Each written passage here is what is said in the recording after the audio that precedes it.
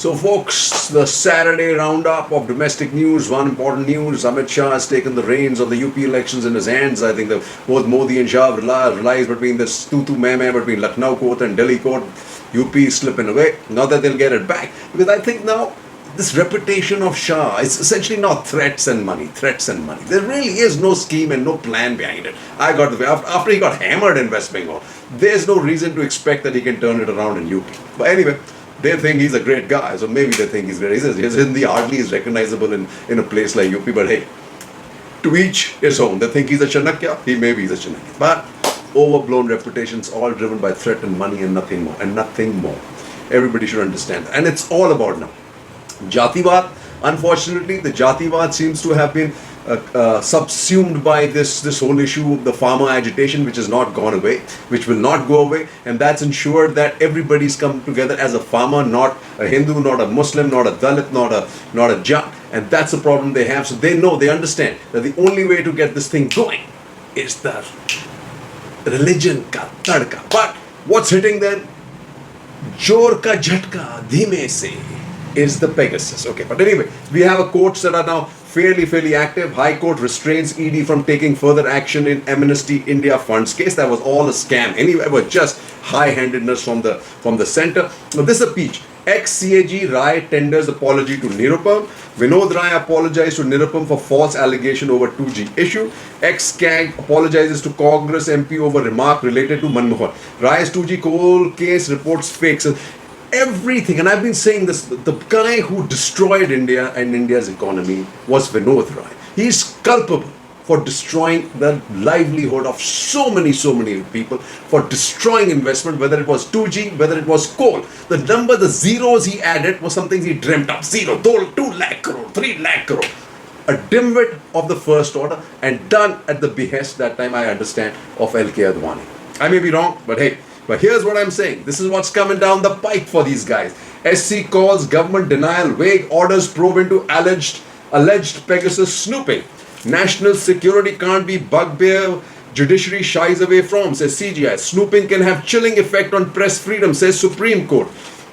Could be assault on vital public watchdog role of press. Government must prove justifying need for secrecy, says Supreme Court. Supreme Court moved the needle on privacy, press freedom, government security alibi. No free pass. Supreme Court rejects government's Pegasus denial, orders probes into snooping charges.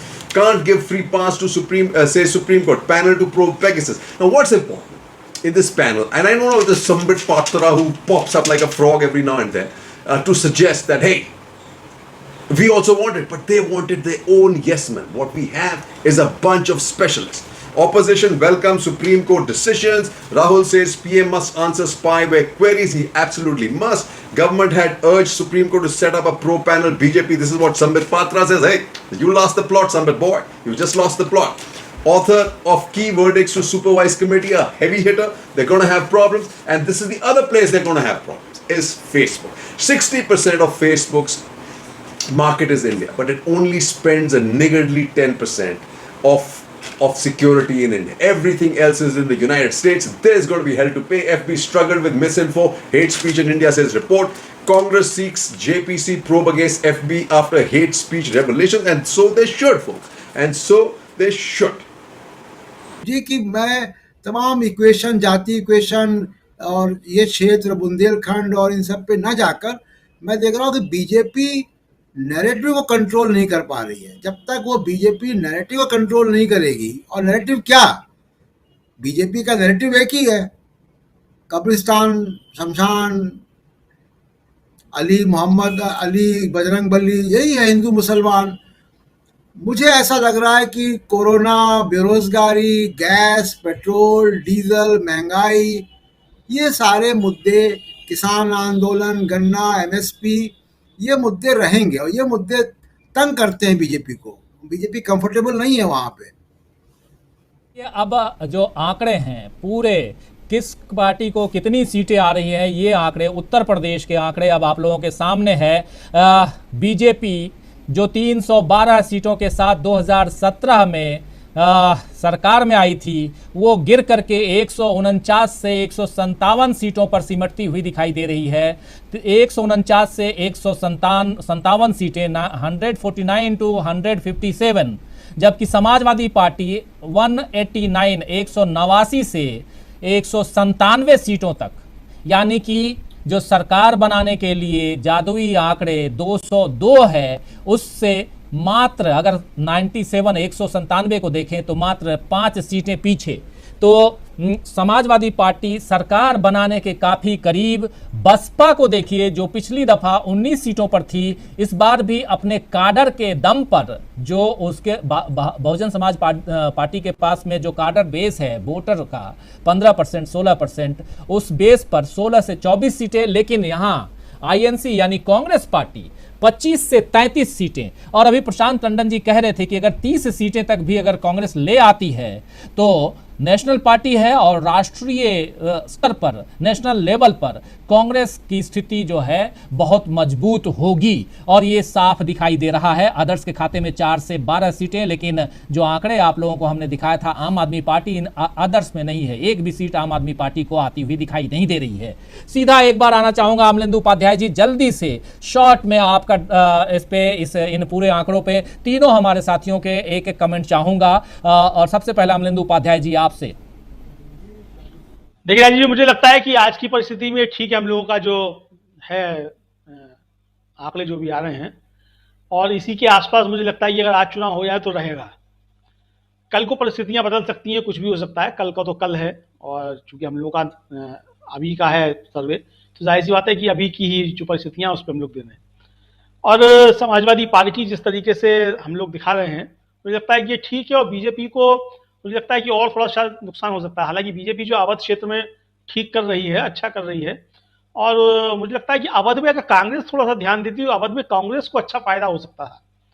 और जिस तरीके से उसने भूपेश बघेल को बना करके भेजा है यहाँ का अपना चुनाव प्रभारी उत्तर प्रदेश का, तो भूपेश बघेल को अगर अवध के क्षेत्र में लगाया जाए तो एक अच्छा वहां प्रभाव हो सकता है। आपको याद होगा 2009 के चुनाव में भी जो था, अवध क्षेत्र से लोकसभा के चुनाव में भाजपा को, कांग्रेस को अच्छी सीटें मिली थी, और उसका कारण था वहां कुर्मी वोट जो था वो कांग्रेस के साथ जो था वो जुड़ा था। और अगर कांग्रेस आज भी इस चीज पे ध्यान दे ले और मेहनत कर ले, मुझे लगता है कि यहाँ से उसको अच्छी एक बढ़त जो है वो मिल सकती है। तो ये तो कांग्रेस मुझे लगता है कि जैसे प्रशांत जी भी कह रहे थे कि अगर 30 सीटें भी ले आती है तो एक बड़ा जो है वो प्रभाव होगा, तो निश्चित तौर पर होगा। हालांकि मुझे अभी लगता नहीं है कि उसके पास जो है वो पूरे 403 कैंडिडेट जो चुनाव लड़ने के लिए हैं गंभीर, तो ये उसकी कमजोरी है, उसको उस पर ध्यान देना होगा। और चुनाव जिस तरीके से आगे आगे बढ़ेगा उस तरीके अभी तो चूंकि जो गठबंधन हम लोगों के सामने है उसी पे अभी बातचीत हो रही है। गठबंधन अभी बनेंगे बिगड़ेंगे भी तो उसके बाद भी चीजें होंगी। पहले आज की स्थिति मुझे लगता है कि बिल्कुल एकदम ठीक है, और भारतीय जनता पार्टी को चिंतित होने की आवश्यकता है। आप देखना ही होगा कि चुनाव तक आते आते भारतीय जनता पार्टी एक रहती है कि 2 भारतीय जनता पार्टी हो जाती है, जिसकी की आशंकाएं व्यक्त की जा रही है कि चुनाव में 2 भारतीय जनता पार्टी होंगी, एक मोदी जी की और एक योगी जी की। अगर ये होता है तो किसको कितना होगा ये फिर देखने वाली चीज होगी। उस पर अभी हम लोगों का चूंकि ध्यान है भी नहीं होगी, चूंकि वो चीजें भविष्य के गर्भ में छिपी हुई हैं, तो अभी वो एक कयास है केवल। जी राजीव जी बिल्कुल सही कह रहे हैं। और ये बता दो, जो गठबंधन की बात है, समाजवादी पार्टी के साथ रालोद का गठबंधन है और उसके साथ ही आंकड़े हैं, जबकि बीजेपी के साथ में अपना दल का गठबंधन है, उसके साथ ये जो। So as you saw from the previous video, right now, if there were polls were here, right, SP will come out to be the largest single party. Well, but they're 3 months away. Shah is much talked about. Shah is back in the game. Hey, but what I'm told is that the relationship between these two is Shah and Yogi is just not humming and singing, right? The other thing, obviously, is the farmers. The barricades have been lifted. Now let's see what the next action of the farmers is. But I have a feeling that now we're going to see a lot of them in the up front and close. But like the issue has always going to be now the Jatiwad. It seems to have taken a second stage. These guys are not winning. BJP is not winning that. So it's got to be religion. So whether it's what's happening in Kashmir, targeted killings of the minority community there being the Hindus, all the way this whole issue of what happened in the India-Pakistan match got ramped up. Thank God it got cooled down with the way Kohli and in the other ways people reacted. But the whole process and the way all these big fat guys from Times Now and Republic and everybody got into the game about all these guys, it's all about that, right? This Udaipur teacher arrested out on bail. Arrests, FIRs in UP, J&K and Haryana. Guess all the states under the control of the BJP. Rajasthan teacher Lords Pakistan win and he's sacked. Agra cops booked 3 Kashmiri students. Government to slap UAPA on Pakistan cheerleaders at J&K college to be blacklisted by cops, denied state benefit. Congress Neta sarcastic tweet after India's loss to Pakistan draws BJP flag. Rahul Owaisi and Omar Badford troll Shami, and they're rightly so, right? So this is the important part. We're going to ask yourself, right? Anybody remember the tidbit law that was supposed to be Tibet law that was supposed to be kind of bought for by this member of parliament in the UK, because what he saw was that no matter who, Indians or Pakistanis or Bangladeshis in the United Kingdom, when it came to India or Pakistan or Bangladesh against England, these guys who were citizens of the United Kingdom were rooting for this home countries. Now imagine that, and look at us. Look at us. Shameful, hypocritical to the worst. When these Indians in Australia and Indians in the United States and Indians are cheering for India against the home team, we are, oh, look at that, we are big fat Indians everywhere. But when it comes in our own country, we are a bunch of Jai Hind. नहीं, मुझे नहीं लगता मोदी इनको ठीक कर पाएंगे। इसमें जो शरद जी ने कहा वही है, क्योंकि जिसके नीचे रेले नहीं है उसको पकड़ो भी कहां से, और यदि उसके ऊपर आप ठीक करने का प्रयास करोगे तो वो आपको सारी चीजें पब्लिक कर देगा जहां आपको मुंह छिपाने के लायक नहीं होगा।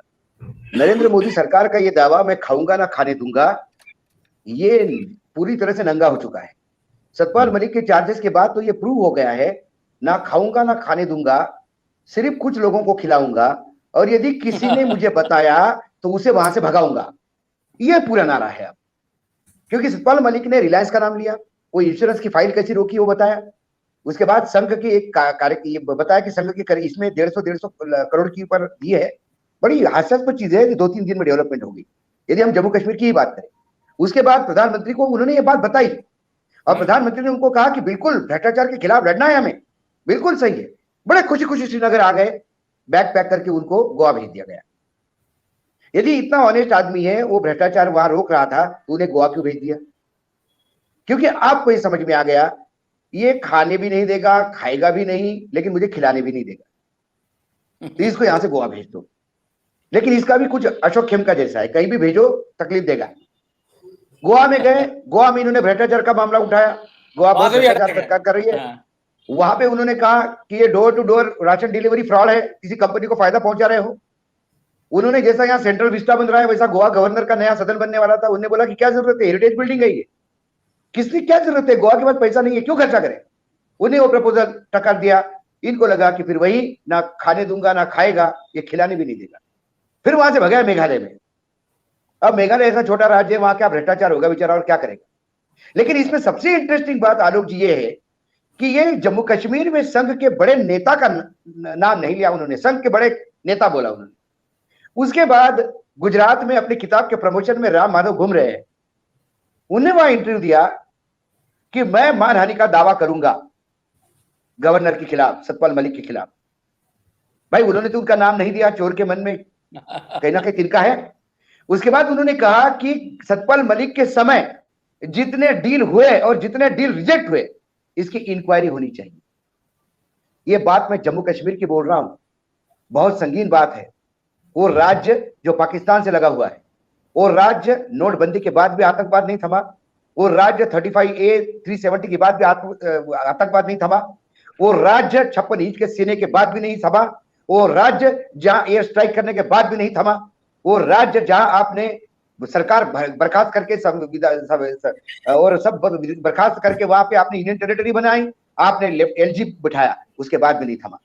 और सतपाल मलिक ने कहा, और एक बात जम्मू कश्मीर के बारे में मैं बहुत सीरियसली ले रहा हूं इस बात को, उन्होंने कहा कि जब मैं गवर्नर था तो श्रीनगर के पास 100 किलोमीटर के दायरे में आतंकवादी नहीं आ रहे थे। तो क्या सतपाल मलिक ये कहना चाहते हैं कि वर्तमान में जो आतंकी हमले हो रहे हैं, ये कहीं हिंदू मुसलमान को आग लगाने का काम तो नहीं हो रहा है देश में? क्या आने वाले चुनाव में इसको कैश करने की बात तो नहीं हो रही है? ये बार बार जो बताए जा रहे हैं कि घुस के वो जो हिंदुओं को मारा जा रहा है, गोलगप्पे वालों को मारा जा रहा है, सतपाल मलिक क्या कहना चाहते हैं? इस सतपाल मलिक को इस पर डिटेल में पूछना होगा। और यदि सरकार, प्रधानमंत्री ये कहते भ्रष्टाचार नहीं होने दूंगा, तो फिर उस आरएसएस के अधिकारी के खिलाफ क्यों नहीं जांच हुई? उस अधिकारी, वो कहते हैं उन्होंने